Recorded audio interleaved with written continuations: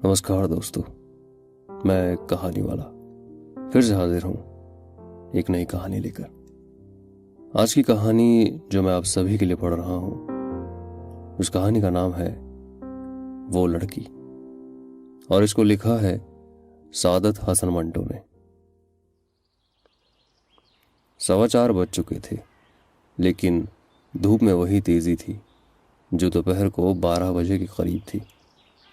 उसने बालकनी में आकर बाहर देखा तो उसे एक लड़की नजर आई जो बज़ाहिर धूप से बचने के लिए एक सायादार दरख्त की छांव में आलती पालती मारे बैठी थी। उसका रंग गहरा सांवला था, इतना सांवला कि वो दरख्त की छांव का एक हिस्सा मालूम होता था। सुरेंद्र ने जब उसको देखा तो उसने महसूस किया कि वो उसकी कुर्बत चाहता है, हालांकि वो इस मौसम में किसी की कुर्बत की भी ख्वाहिश नहीं कर सकता था। मौसम बहुत ही वाहियात किस्म का था। 4:15 बज चुके थे, सूरज गुरूब होने की तैयारियां कर रहा था, लेकिन मौसम निहायत जलील था। पसीना था कि छूटा जा रहा था। खुदा मालूम कहाँ से मसामों के जरिए इतना पानी निकल रहा था। सुरेंद्र ने कई मरतबा गौर किया था कि पानी उसने ज़्यादा से ज़्यादा 4 घंटों में सिर्फ एक गिलास पिया होगा, मगर पसीना बिला मुबालगा 4 गिलास निकला होगा। आखिर ये आया कहाँ से? जब उसने लड़की को दरख्त की छांव में आलती पालती मारे देखा तो उसने सोचा कि दुनिया में सबसे खुश यही है जिसे धूप की परवाह है न मौसम की। सुरेंद्र पसीने में लथपथ था। उसकी बनियान उसके जिस्म के साथ बहुत बुरी तरह चिपटी हुई थी। वो कुछ इस तरह महसूस कर रहा था जैसे उसके बदन पर किसी ने मोबिल ऑयल मल दिया हो। लेकिन इसके बावजूद जब उसने दरख्त की छांव में बैठी हुई लड़की को देखा तो उसके जिस्म में ये ख्वाहिश पैदा हुई कि वो उसके पसीने के साथ घुल मिल जाए, उसके मसामों के अंदर दाखिल हो जाए। आसमान खाकस्तरी था। कोई भी वसूख से नहीं कह सकता था कि बादल हैं या महज गर्द गुबार। बहरहाल उस गर्द गुबार या बादलों के बावजूद धूप की झलक मौजूद थी और वो लड़की बड़े इत्मीनान से पीपल की छांव में बैठी सुस्ता रही थी। सुरेंद्र ने अब की गौर से उसकी तरफ देखा।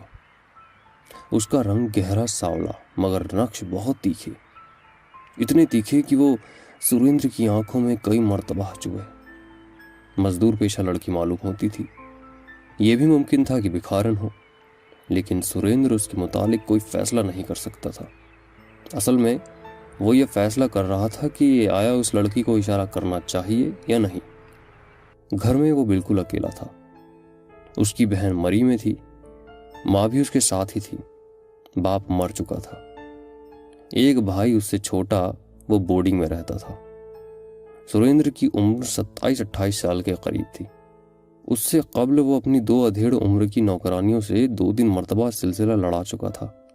मालूम नहीं क्यों, लेकिन मौसम की खराबी के बावजूद सुरेंद्र के दिल में यह ख्वाहिश हो रही थी कि वो पीपल की छांव में बैठी हुई लड़की के पास जाए या उसे ऊपर से ही इशारा करे ताकि वो उसके पास आ जाए और वह दोनों एक दूसरे के पसीने में गोता लगाए और किसी नामालूम जजीरे में पहुंच जाए।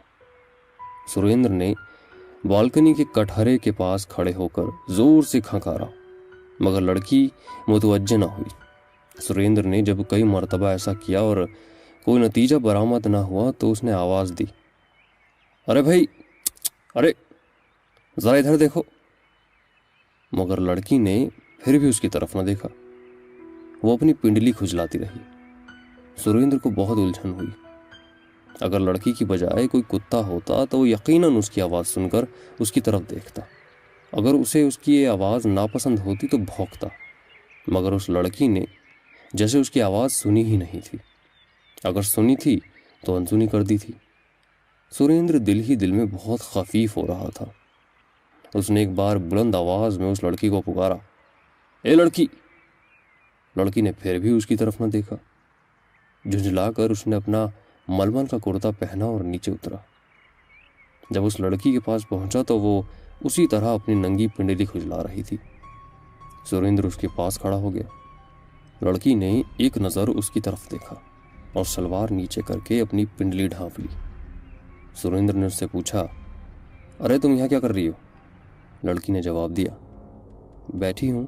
क्यों बैठी हो? लड़की उठ खड़ी हुई। लो, अब खड़ी हो गई हूँ। सुरेंद्र बौखला गया। इससे क्या होता है? सवाल तो यह है कि तुम इतनी देर से यहाँ बैठी कर क्या रही थी? लड़की का चेहरा और ज्यादा सांवला हो गया। तुम चाहते क्या हो? सुरेंद्र ने थोड़ी देर अपने दिल को टटोला। मैं क्या चाहता हूँ? मैं कुछ नहीं चाहता। मैं घर में अकेला हूं। अगर तुम मेरे साथ चलो तो बड़ी मेहरबानी होगी। लड़की के गहरे सांवले होठों पर अजीब गरीब किस्म की मुस्कुराहट नमूदार हुई। मेहरबानी? अरे काहे की मेहरबानी, चलो। और दोनों चल दिए। जब ऊपर पहुंचे तो लड़की सोफे की बजाय फर्श पर बैठ गई और अपनी पिंडली खुजलाने लगी। सुरेंद्र उसके पास खड़ा सोचता रहा कि अब उसे क्या करना चाहिए। उसने उसे गौर से देखा। वो खूबसूरत नहीं थी, लेकिन उसमें वो तमाम कौसें और वो तमाम खतूत मौजूद थे जो एक जवान लड़की में मौजूद होते हैं। उसके कपड़े मैले थे, लेकिन इसके बावजूद उसका मजबूत जिस्म उसके बाहर झांक रहा था। सुरेंद्र ने उससे कहा, अरे यहाँ क्यों बैठी हो? इधर इधर सोफे पर बैठ जाओ। लड़की ने जवाब में सिर्फ इस कदर कहा, नहीं नहीं। सुरेंद्र उसके पास फर्श पर बैठ गया। तुम्हारी मर्जी। अच्छा, तो अब ये बताओ कि तुम कौन हो और दरख्त के नीचे तुम इतनी देर से क्यों बैठी थी? मैं कौन हूं और दरख्त के नीचे मैं क्यों बैठी थी, इससे तुम्हें कोई मतलब नहीं। लड़की ने यह कहकर अपनी शलवार का पोंचा नीचे कर लिया और पिंडली खुजलाना बंद कर दिया। सुरेंद्र उस वक्त उस लड़की की जवानी के मुतालिक सोच रहा था। वो उसका और उन 2 अधेड़ उम्र की नौकरानियों का मुकाबला कर रहा था जिनसे उसका 2-3 मर्तबा सिलसिला हो चुका था। वो महसूस कर रहा था कि वो उस लड़की के मुकाबले में ढीली ढाली थी, जैसे बरसों की इस्तेमाल की हुई साइकिलें, लेकिन इसका हर पुर्जा अपनी जगह पर कसा हुआ था। सुरेंद्र ने उन अधेड़ उम्र की नौकरानियों से अपनी तरफ से कोई कोशिश नहीं की थी। वो खुद उसको खींचकर अपनी कोठरियों में ले जाती थी, मगर सुरेंद्र अब महसूस करता था कि यह सिलसिला उसको अब खुद आगे करना पड़ेगा। हालांकि उसकी तकनीक से कतात नावाकिफ था। बहरहाल उसने अपने एक बाजा को तैयार किया और उस लड़की की उम्र में हमायल कर दिया। लड़की ने एक जोर का झटका दिया। ये क्या कर रहे हो तुम? सुरेंद्र एक बार फिर बौखला गया। मैं कुछ भी तो नहीं। लड़की के गहरे सावले होठों पर अजीब किस्म की मुस्कुराहट नमूदार हुई। आराम से बैठे रहो। सुरेंद्र आराम से बैठ गया, मगर उसके सीने में हलचल और ज्यादा बढ़ गई। चुनांचे उसने हिम्मत से काम लेकर लड़की को पकड़कर अपने सीने के साथ भी खींच लिया। लड़की ने बहुत हाथ पांव मारे, मगर सुरेंद्र की गिरफ्त मजबूत थी। वो फर्श पर चित्त गिर पड़े। सुरेंद्र उसके ऊपर था। उसने धड़ाधड़ उसके गहरे सावले होंठ चूमने शुरू कर दिए। लड़की बेबस थी। सुरेंद्र का बोझ इतना था कि वे उसे उठाकर फेंक नहीं सकती थी। वह वजह मजबूरी वो उसके गीले बोसे बर्दाश्त करती रही। सुरेंद्र ने समझा कि वो राम हो गई है। चुनांचे उसने मजीद दराज दस्ती शुरू की। उसकी कमीज के अंदर हाथ डाला। वो खामोश रही। उसने हाथ पांव चलाने बंद कर दिए।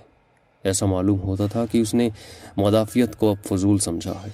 सुरेंद्र को अब यकीन हो गया कि मैदान उसी के हाथ रहेगा।